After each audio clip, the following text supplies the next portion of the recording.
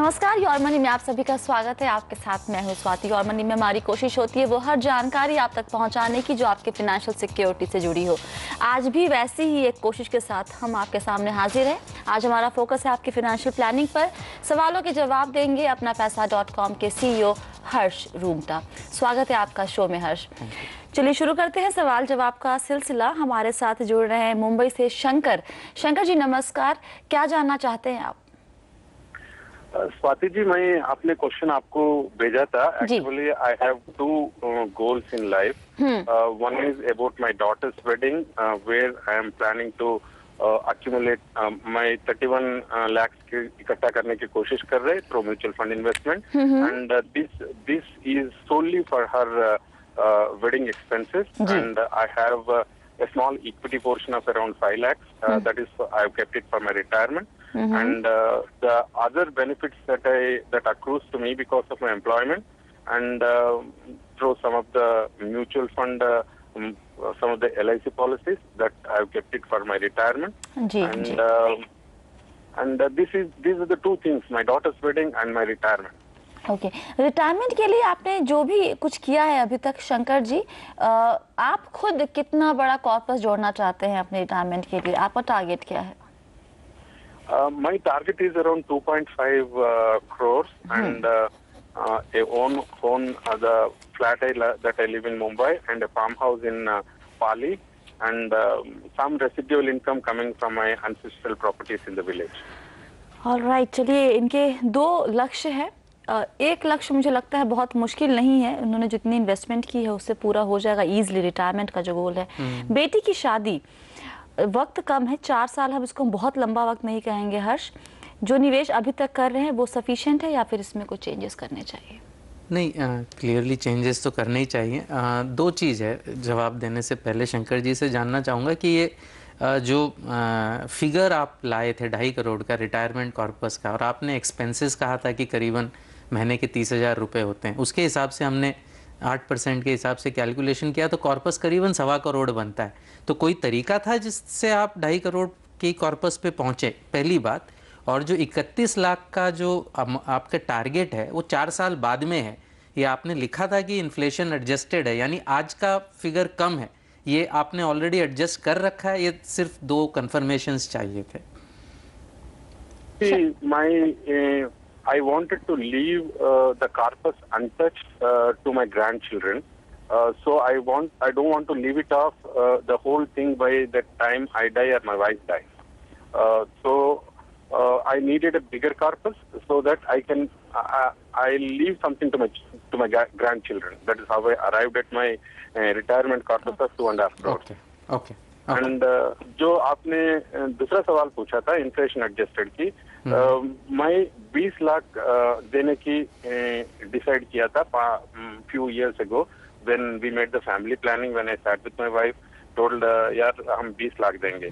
फिर 20 लाख 5 साल के हिसाब से आप इन्फ्लेशन एडजस्टेड कर रहे तो फिर तकरीबन 31 लाख होता है मेरे हिसाब से। I don't know, I could be wrong. तो मैंने ये प्लान किया कि 31 लाख। और इसमें हर्ष जी जो फंड जो मैंने चूज किया है, एक वैल्यू फंड है और 2 mid cap fund, small and mid cap है और एक वो क्या बोलते हैं, दैट इज गोल्ड फंड है। हाँ, ये 2 गोल्ड फंड्स है और एक इक्विटी हाई है। करेक्ट, लार्ज कैप इक्विटी है। करेक्ट। ओके, तो ठीक है। तो जहाँ तक मेरे ख्याल से पहले अगर आपकी डॉटर की मैरिज का लें तो अब 4 साल में ये पैसा ड्यू है आपका, तो क्लियरली 4 साल में अगर पैसा ड्यू है तो उसको इक्विटी में रखना बहुत ज़्यादा समझदारी वाली बात नहीं है, क्योंकि शॉर्ट पीरियड है। ऑलरेडी आप 1 साल तक, मोस्ट ऑफ दी सिप्स जो हैं आप 1 साल तक कर चुके हैं। उसमें अब मेरा एडवाइस आपके लिए ये रहेगा कि इन सब में से आप जो रिलायंस गोल्ड फंड है उसका सिप कंटिन्यू कर दीजिए, बाकी की सारी सिप्स आप बंद कर दीजिए, बिकॉज अब आपको 4 साल का गोल है और आपके पास पैसे हैं सफिशिएंट। 44,000 रुपीज़ अगर आप एक अग्रेसिव इनकम फंड में लगाएंगे जिसमें करीबन 75 से 80% डेट होता है और 15 से 20% इक्विटी होता है, तो थोड़ा सा इक्विटी का तड़का उसमें भी आपको मिल जाएगा। वो अगर आप लगाएंगे तो भी जो आपकी ये जो 31 लाख की फिगर है, ये होने की संभावना काफ़ी स्ट्रांग है। तो उसमें हमने रिकमेंडेशन भी किए हैं आपके कि ये जो 44,000 का फिगर है, ये आप HDFC के लॉन्ग टर्म MIP फंड में लगा सकते हैं 20,000, और रिलायंस MIP फंड में लगा सकते हैं 20,000। हर्ष, तो इन्हें अभी 34,000 ये निवेश कर रहे हैं, तो इन्हें इसमें और पैसे जोड़ने की जरूरत है। इन्होंने कहा है कि ये 5,000 रुपए और जोड़ सकते हैं। 10,000 इनफैक्ट। हाँ, 10,000 है, तो 44,000 होता है। ओके, तो 5,000 मैं बोल रहा हूँ कि आप रिलायंस गोल्ड फंड में कंटिन्यू करिए, बाकी सारे सिप्स बंद कर दीजिए।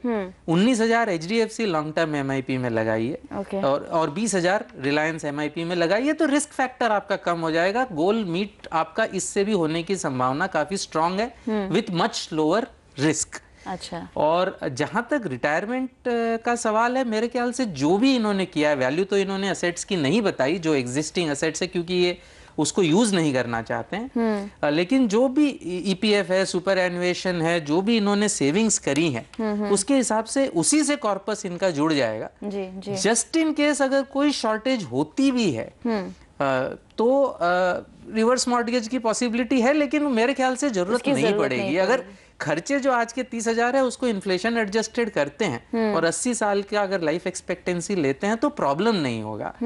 लेकिन 2-3 चीजें मैं आपको बताना चाहूंगा कि 2-3 चीजें आपको करनी चाहिए अलावा इनके की जो आपने कहा है। सबसे पहले प्लीज आप विल बनाइए, क्योंकि आपके काफी असेट्स हैं। अपना भी विल बनाइए, अपनी वाइफ के लिए भी विल बनवाइए, बहुत जरूरी है आपके लिए। दूसरी बात, इंश्योरेंस में आपने कहा है कि आपकी हेल्थ इंश्योरेंस जो है एग्जिस्टिंग एम्प्लॉयर से वो बाद में भी कंटिन्यू होगी, लेकिन फिर भी मेरी एडवाइस यही रहेगी कि आप एक टॉप अप प्लान भी लीजिए apart from the existing floater plan that you have and your employer health plan that you have. वो अपोलो का प्लान ले सकते हैं आप, उसमें आपका कॉस्ट करीबन 3800 रुपए आएगा। लाइफ इंश्योरेंस की आपको बिल्कुल जरूरत नहीं है, क्योंकि आपके असेट्स, मैं अज्यूम कर रहा हूं कि उसकी वैल्यू इतनी है कि लाइफ इंश्योरेंस की आपको जरूरत नहीं है। ऑलराइट, तो इनको 44,000 से और थोड़े बदलाव पोर्टफोलियो जो एग्जिस्टिंग पोर्टफोलियो है उसमें हमने बदलाव का सजेशन किया है। जो नॉन परफॉर्मिंग फंड्स हैं उनसे निकल के परफॉर्मिंग फंड्स में आ जाए। ओके, तो ये बस बदलाव करने की जरूरत है। शंकर जी, हम उम्मीद करते हैं जो आपका टारगेट है 4 साल में अपनी बेटी की शादी के लिए 31 लाख रुपए, वो इससे जुड़ जाएंगे और रिटायरमेंट के लिए आपको अलग से कुछ और करने की जरूरत फिलहाल नहीं दिख रही है। वक्त एक ब्रेक का, ब्रेक के बाद हम कुछ और सवाल लेंगे, लेकिन अगर आपके पास भी कोई सवाल है म्यूचुअल फंड, इंश्योरेंस या फिर फाइनेंशियल प्लानिंग से जुड़ा हुआ, तो अपने सवाल हमें ईमेल कीजिए mf@moneycontrol.com पर। आप चाहे तो अपना सवाल हमें फेसबुक पर भी पोस्ट कर सकते हैं। आपको विजिट करना है facebook.com/आवाज-योर-मनी।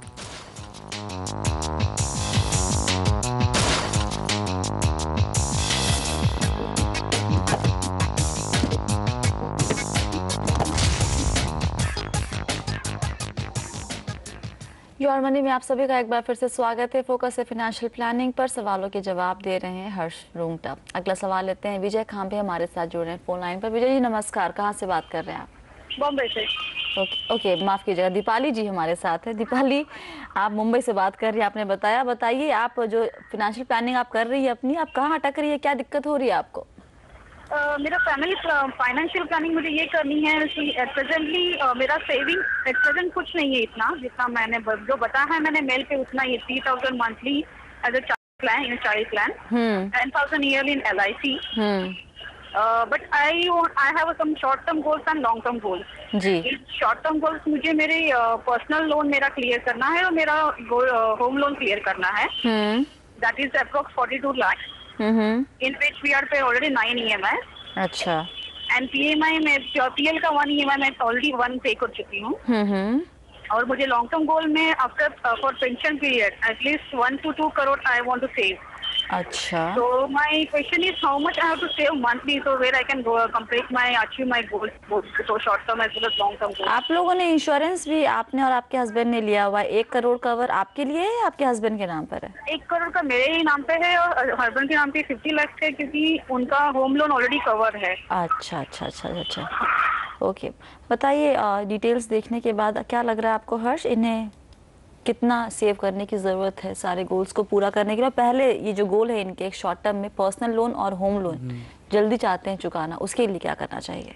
सो दीपाली जी, ये जो एक्चुअली आपके इसमें जो ये पर्सनल लोन आपने लिया है 17% पर, ये एक साये की तरह मंडरा रहा है आपके पूरे प्लानिंग पर। और इवन ये जो होम लोन है आपका बहुत हाई रेट पे है। तो सबसे पहला 10.5% पे आप है।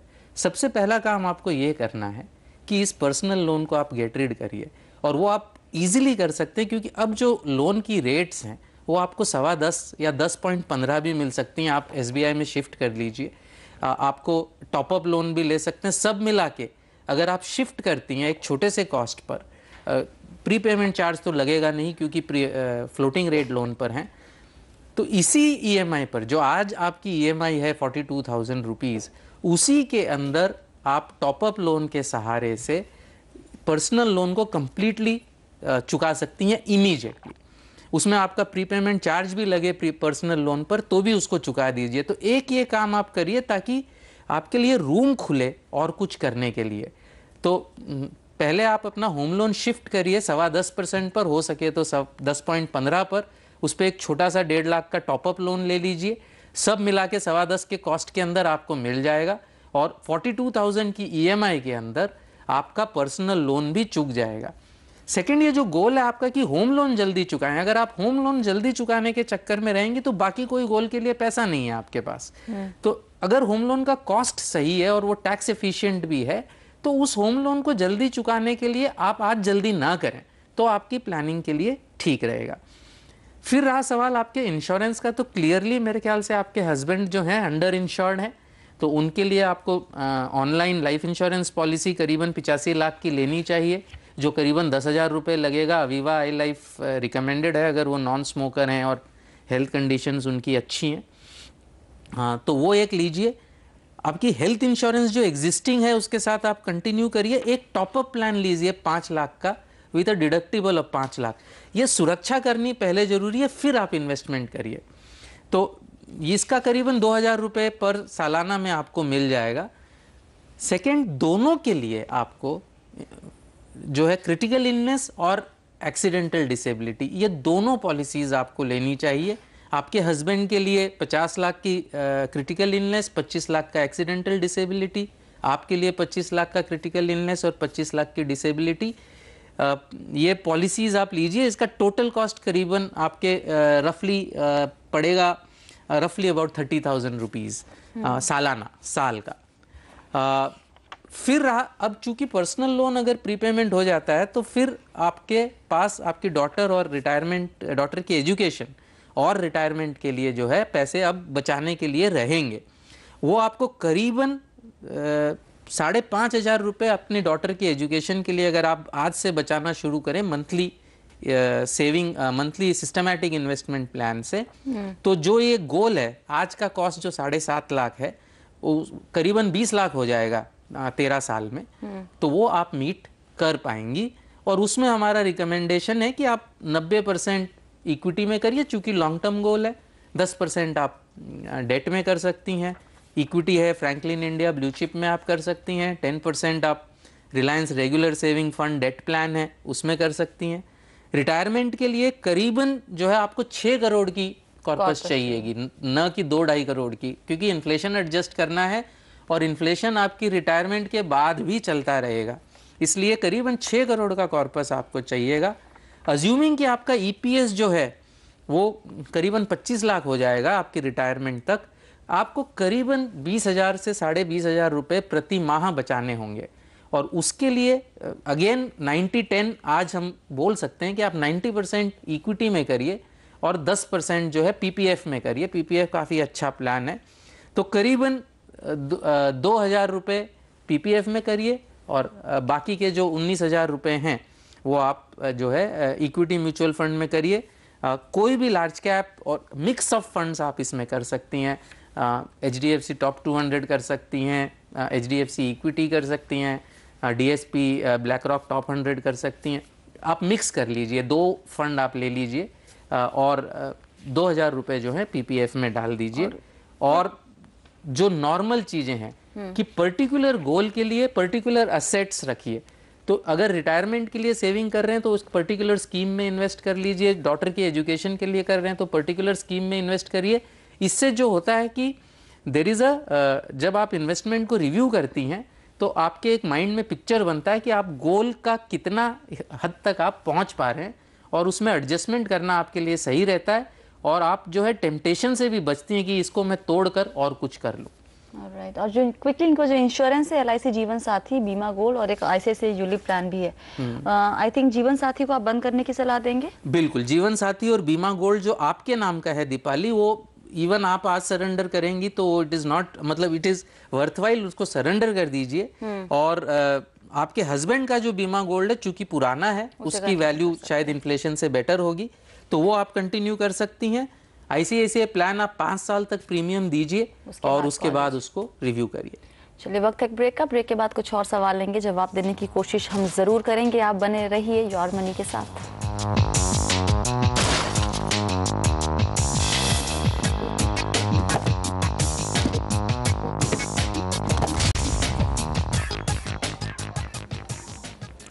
योर मनी में आप सभी का एक बार फिर से स्वागत है। फोकस है फाइनेंशियल प्लानिंग पर। सवालों के जवाब दे रहे हैं अपना पैसा.com के CEO हर्ष रुंगटा। अगला सवाल लेते हैं अंकित जैन, पुणे से हमारे साथ जुड़े हैं फोन लाइन पर। अंकित नमस्कार, क्या सवाल है आपका? Swati, I have 2 goals as major goals. So my monthly income is 53,000 per month, and my monthly expenses are rupees 18,000 per month. जी। And I have invested in the 3 different SIP. One is HDFC Tax Saver, second is ICICI, and third one is Birla. And I have taken 2 life insurance policies. One is LIC Jeevan Anand, and the other is Birla Sun Life Insurance Dream Plan. Okay. And I want to achieve 2 crore rupees after my retirement, and my current age is 28 years. अच्छा। And I am bachelor still. Okay. And I need, after 10 years, I need 80 lakh rupees to buy a house. So these are 2 major goals. Okay. आपने अपने mail में 4 goals हमें बताए थे। आपने Yeah, गाड़ी, and- हाँ जी। The third one is another, I need 60 lakh rupees for children education after 20 years. आपकी शादी हो गई है अंकित? No. आज बताइए, वक्त की थोड़ी कमी है, क्विकली आपसे जानना चाहेंगे इनके। क्विकली अंकित, एक तो कॉन्ग्रेचुलेशंस की इतना अर्ली सोच रहे हैं, बच्चे भी नहीं हुए और बच्चे की प्लानिंग कर रहे हैं। सेकेंडली, इवन टैक्स सेवर जो किया है इन्होंने मंथली इनकम से सिप से किया है, जो बहुत कम लोग करते हैं। लाइफ इंश्योरेंस की इनको जरूरत नहीं है, कोई इन पर डिपेंडेंट नहीं है। एग्जिस्टिंग पॉलिसीज भी अच्छे परफॉर्मर्स नहीं है। He should surrender both of them, what ever be the surrender value. जरूरत इनको है क्रिटिकल इलनेस की। आप बोल रहे LIC जीवन आनंद और ड्रीम प्लान दोनों उनको सरेंडर कर देनी चाहिए। कोई बहुत ज्यादा सरेंडर वैल्यू मिलेगी नहीं, बट कम से कम और पैसा तो नहीं डालना है उसमें उनको अभी फिलहाल इंश्योरेंस की। इनका मेन चीज ये है कि अभी तक गोल्स इनके फर्म अप नहीं हुए, इनके एक्सपेंसेस हैं। अब जब शादी होगी शायद इनकम जुड़ जाए, एक्सपेंस तो जुड़ेंगे ही जुड़ेंगे। घर कब लेना है वो भी शायद गोल्स चेंज हो जाए। तो आई थिंक 2 चीजों में डिवाइड कर देना चाहिए, एक शॉर्ट टर्म गोल जो शायद गाड़ी का था, एक लॉन्ग टर्म गोल। वो कुछ भी हो सकता है, घर खरीदना हो सकता है, रिटायरमेंट हो सकता है, चिल्ड्रंस एजुकेशन हो सकता है। आज फाइनलाइज्ड वो नहीं है। तो अगर उस तरीके से हम देखें तो जो गाड़ी का गोल है वो 3 ही साल में उनको पूरा करना है, और वो करीबन उन्होंने 6 लाख लिखा था, जो इन्फ्लेशन के बाद से 6.5 लाख 3 साल में हो जाएगा। उसके लिए अगर वो करीबन रफली अगर 18,000 रुपए के आसपास, अगर वो करीबन 16,000 रुपए के आसपास अगर वो मंथली इनकम प्लान में लगाए, यानी जो बोले कंजर्वेटिव इनकम प्लान्स में लगाएं, रिलायंस MIP है या HDFC मल्टीपल यील्ड प्लान है, दोनों में आधा आधा करके, तो that will be enough to pay for the car. He should not take a loan. It does not make sense. बाकी जो पैसा बचता है, करीबन 19,000 रुपए इनके पास अभी भी बचेंगे उसके बाद, वो उनको लॉन्ग टर्म के हिसाब से लगाना चाहिए। आज उसको करना कि ये शादी के लिए है, ये बच्चों के लिए है, ये रिटायरमेंट के लिए करना जरूरी नहीं है, क्योंकि चेंज होगा। तो he should make sure that this goes into equity in a SIP, 90% in equity, 10% in PPF। तो ये अगर वो कर दे तो मेरे ख्याल से उनके लिए अच्छा रहेगा। रिव्यू जरूर से करें। शादी होगी सब कुछ चेंज हो जाएगा, रिव्यू करते रहिए। लेकिन मेरे ख्याल से ये करेंगे, जो आदमी अभी से बच्चों के बारे में सोच रहा है वो रिव्यू तो पक्का ही करेगा। बस मुझे एक चीज जो थोड़ी सरप्राइजिंग लगी है इनके पूरे निवेश में, चिट फंड में डाल रहे हैं 7,000 रुपए या कुछ पैसे वहां निवेश कर रहे हैं, वो एकदम आप बंद कीजिए। बहुत ही रिस्की इन्वेस्टमेंट है। आपने कहा कि आपको वहाँ पे 11% तक का रिटर्न दिख रहा है, लेकिन कोई भरोसा नहीं है, पहली बात ये। और इतनी बड़ी रकम उसमें डालना कोई सेंस नहीं बनता है, बहुत ही रिस्की फंड है। आप अंकित उसमें निवेश तुरंत बंद कीजिए, उस पैसे को आप इक्विटी फंड्स की तरफ मोड़िए और लॉन्ग टर्म गोल के लिए यूज़ कीजिए। बहुत बहुत शुक्रिया आज सभी सवालों के जवाब देने के लिए हर्ष। और फिलहाल योर मनी में इतना ही। आप सभी बने रहिए CNBC आवाज़ के साथ। नमस्कार।